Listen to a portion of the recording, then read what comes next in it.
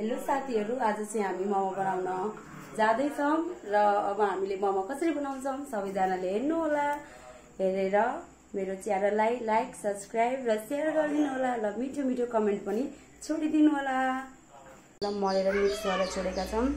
यता तेल भुटेर राखेको छ र अब ग्यास बालेर हामी चटनी बनाउने प्रक्रियामा छौं। सबभन्दा पहिला मैले तेल हालेर भएपछि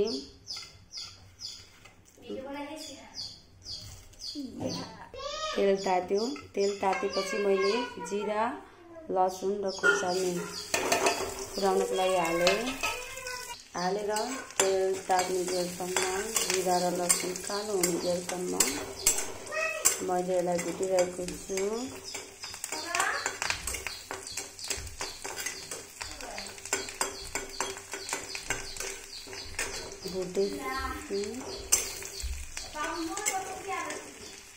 देख्नुहुँदैछ लसुन रातो हुन लाग्यो। लसुन रातो भएपछि चाहिँ मैले यसमा टमाटर र प्याज हालेँ। त्यसपछि टमाटर र प्याज गलाउनको लागि मैले यसमा अलिकति नुन, चाहिने मात्राको नुन एड गरेँ। अनि त्यसपछि थोरै मात्रामा बेसार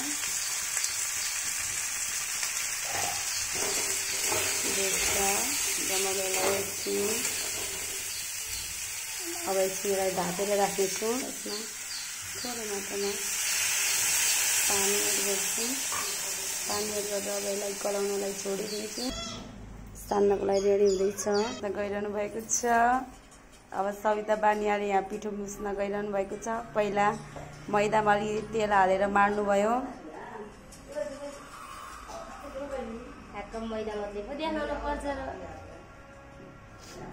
पानी हालेर सविताले मोमोको लागि आटा तयार गर्नुहुन्छ।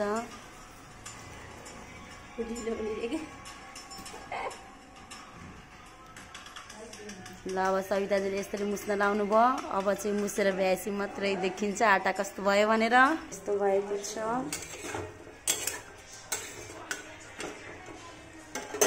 पोइन्टमा आएको छ, अझै सानिरहेको छ। ओखलीमा लसुन र अदुवा हालेर पेस्ट बनाउन गइरहेको छु। अहिले यसलाई चाहिँ अब यो भइसकेको छ। अब चाहिँ यसलाई चाहिँ हामीले यो र यो तिलको भुटा राखेर चाहिँ अब यसलाई हामीले मिक्सरमा ग्राइन्ड गर्नेछौँ। र प्याजलाई चाहिँ हामीले नुन मोलेर राखेको थियौँ र अब यसको चाहिँ पानी निचारेर यसलाई छुट्याइरहेका छौँ। हामीले मासुको स्टफिङ किमा मिसाउन गइरहेका छौँ। यो मासुको किमा अब यसमा लसुन अदुवाको पेस्ट, हल्का मात्रामा बेसार,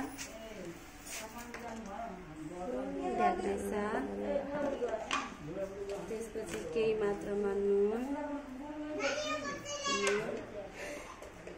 थोरै मात्रामा अजिना चाहिँ धेरै खानु हुँदैन, त्यही हल्का स्वादको लागि। अब त्यसपछि मोमो मसाला हेर्न सक्नुहुन्छ, मोमो मसाला। त्यसपछि अलिकति गोल्डी मसला,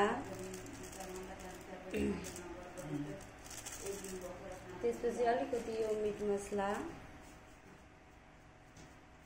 ल अब अलिकति तेल हालेर हामीले यो स्टफिङ किमा मुसेर तयार गर्न जान्छौँ।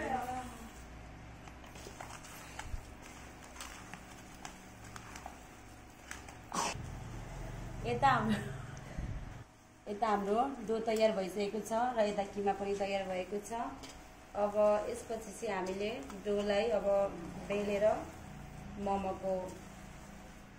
बनाउने प्रक्रिया अघि बढ्दैछ। हाम्रो किमा अब रेडी भइसकेको छ। अब हामीले एकछिन यसलाई यस्तो गरेर राख्छौँ। अब हामीले त्यो चटनीलाई मिक्सरमा यसरी राखेर पिस्न गइरहेको छु। पिसेर यस्तो भएको छ। हामीसँग चाहिँ त्यस्तो मोमो बनाउने भाडा छैन र यो राइस कुकरको भाडा छ। यसमा यो पिठा बनाउने थालमा आज हामी मोमो बनाउन गइरहेका छौँ। इलेक्ट्रिक इन्डेक्स चुल्हालाई अन गरेर यसमा पानी तताउन छोडिदिन्छौँ र हामी उता आटालाई त्यो कटुराकै राख्नलाई अब यता हामी मोमो बनाउने प्रक्रिया पहिला हामीले सानो डो बनाउँछौँ। त्यो डोलाई बेलेर चाहिँ हामीले आफूले किमा फिलअप गरेर मोमो बनाउँछौँ। स्टफ डो बनाएर उता बेल्न गइरहेका छौँ। अब चाहिँ हामी नाटक हेर्छौँ अनि त्यसपछि कटर गर्छौँ।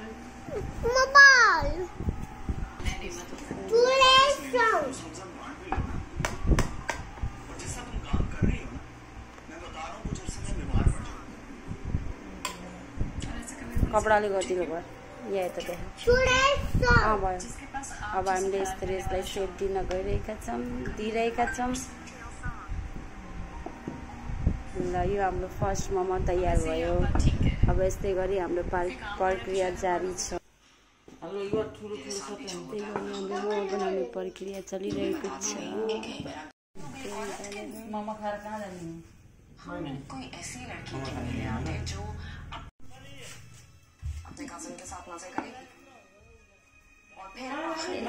Thank you. अल्टा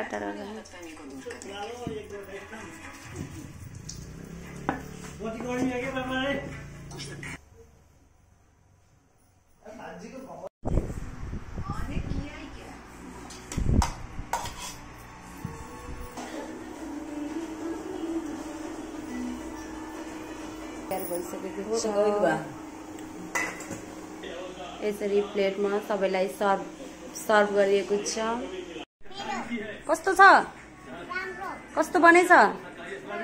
मिठो। टिभीको मजा लिँदै ह्याप्पीले यता मोमो खाइरहेकी छिन्। यता हुनुहुन्छ पापा विदाउट कपडा। यता छन् पाउन। कस्तो भएको छ मोमो? छिटो खाएर टेस्ट गर। यहाँ खानु न। किमा दिइरहेको छ पवन बानिया। यता हेर्नुहोस्, खाएर देखाउनु कस्तो भएको छ पवन बानिया। पवन बानियाले बल्ल एउटा मात्रै खाएर लजाएर भागेका छन्, लुकेका छन्। मोमो खाएर मोमोको मजा नलिएर लजाएर केटी दुलै चाहिँ बसेका छन् मिस्टर पवन बानिया। यसरी नै हामीले मोमोको मजा लिएर खाएर हाम्रो काम सकिएको छ। सबैजनाले मेरो च्यानललाई लाइक, एक्सेप्ट गरेर शेयर र सब्स्क्राइब गरिदिन नभुल्नुहोला। Thank you.